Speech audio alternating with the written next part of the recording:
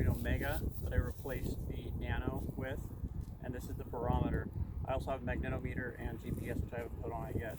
And I changed out the second battery for the car charger, 12 volt to 5 volt adapter. So I'm going to try the altitude hold function right now with the barometer.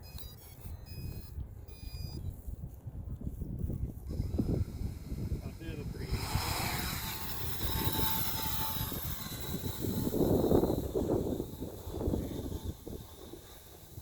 Turning it on now.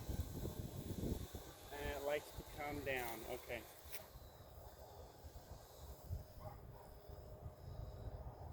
Well, let's turn it back on. And it actually just falls straight down when I turned it off now. I turned off altitude hold function.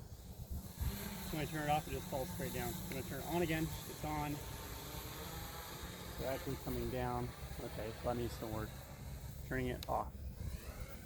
Okay, bringing it back home.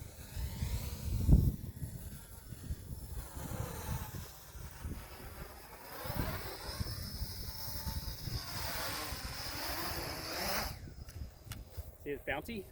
Yeah.